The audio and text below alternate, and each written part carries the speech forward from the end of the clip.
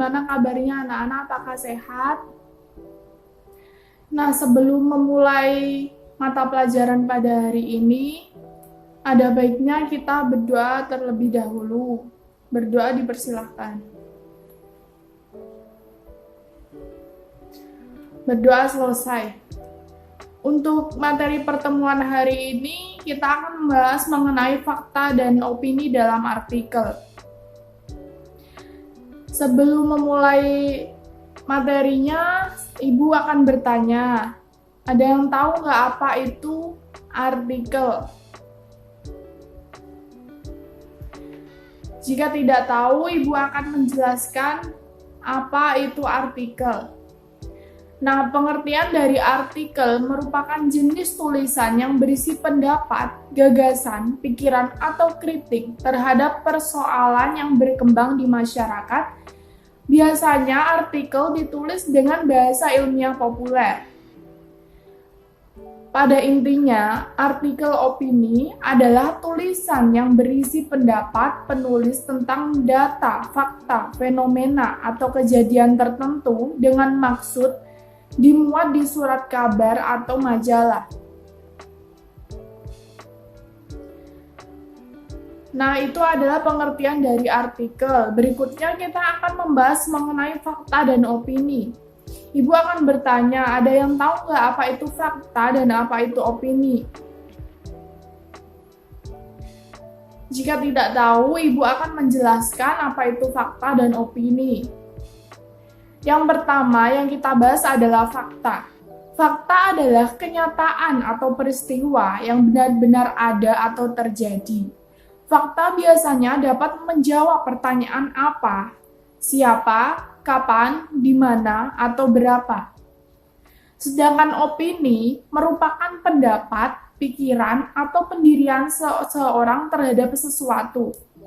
Opini biasanya dapat menjawab pertanyaan bagaimana dan mengapa.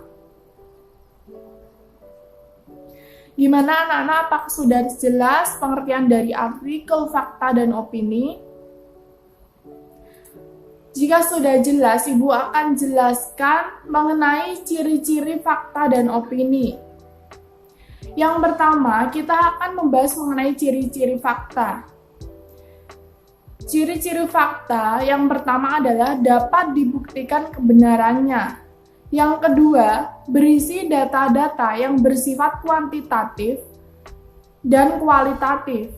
Bersifat kuantitatif artinya berupa angka, dan kualitatif berupa pertanyaan atau pendeskripsian.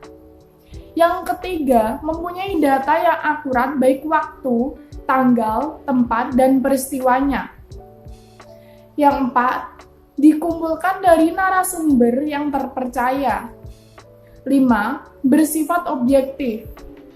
Objektif yakni data yang sebenarnya bukan dibuat-buat dan dilengkapi dengan gambar objek. 6. Biasanya dapat menjawab rumus pertanyaan 5W plus 1H, yaitu what, who, when, where, why, how. Yang ketujuh, menyatakan kejadian yang sedang atau telah dan pernah terjadi. 8. Informasi berasal dari kejadian yang sebenarnya. Itu merupakan 8 ciri-ciri fakta. Selanjutnya, Ibu akan menjelaskan ciri-ciri fakta dalam kalimat. Di sini terdapat 3 ciri-ciri. Yang pertama adalah memiliki data akurat. Artinya, dalam kalimat fakta terdapat data yang jelas dalam suatu peristiwa. Di dalam kalimat, data tersebut berupa bilangan statistik, tanggal, dan waktu kejadian maupun hal lain yang telah terverifikasi. Yang kedua, bersifat objektif. Yang dimaksud objektif dalam kalimat fakta adalah pernyataan yang terdapat di dalam bersifat umum dan telah diakui kebenarannya oleh banyak pihak, khususnya oleh badan atau lembaga resmi. Ciri fakta dalam kalimat yang ketiga adalah benar-benar terjadi. Sebuah kalimat dapat dianggap sebagai fakta jika pernyataan di dalamnya memaparkan situasi yang benar-benar terjadi. Benar-benar terjadi berarti seseorang bisa melihatnya dengan mata kepala sendiri ataupun mendengar laporan beritanya dari orang yang berwenang.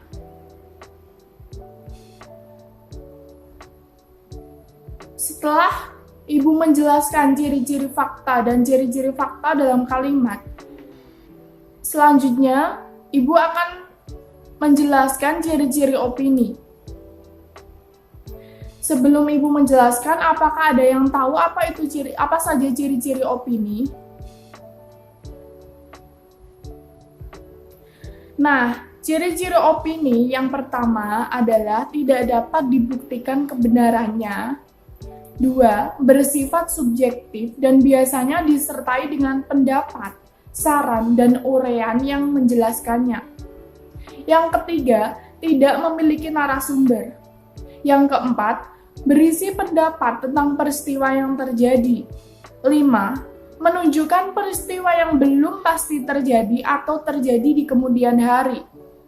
6. Merupakan pikiran atau pendapat seseorang maupun kelompok. 7. Informasi yang disampaikan belum ada pembuktiannya. 8. Biasanya ditandai dengan penggunaan kata-kata bisa jadi, sepertinya, mungkin, seharusnya, sebaiknya. Itu merupakan 8 ciri-ciri opini. Selanjutnya, Ibu akan menjelaskan ciri-ciri opini dalam kalimat. Yang pertama adalah mengandung pendapat pribadi. Dalam kalimat opini banyak berisi pendapat dari diri sendiri ataupun dari orang lain. Misal pada kalimat opini ditemukan pernyataan dari orang yang sudah terkenal sehingga terkesan sebagai fakta. Padahal perkataan orang itu masih sebatas pendapat yang belum bisa dibuktikan kebenarannya. Ciri opini dalam kalimat yang kedua adalah bersifat subjektif. Artinya, hal-hal yang dikemukakan hanya menurut salah satu pihak sehingga tidak bisa dikatakan netral. Yang ketiga adalah memiliki kata bersifat relatif. Maksud relatif di sini ialah kata atau frasa tersebut cenderung bisa berubah, tergantung siapa yang mengucapkannya. Kata yang termasuk relatif diantaranya paling, lebih, agak, ataupun biasanya. Itu merupakan penjelasan dari ciri-ciri opini dan ciri-ciri opini dalam kalimat. Setelah mengetahui pengertian, ciri-ciri, fakta, dan opini, Ibu mau bertanya, adakah yang memberikan contoh bagaimana kalimat fakta dan bagaimana kalimat opini?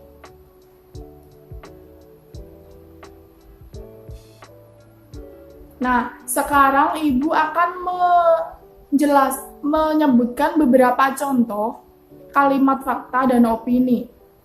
Yang pertama adalah contoh kalimat fakta. Harimau merupakan hewan yang berkaki 4.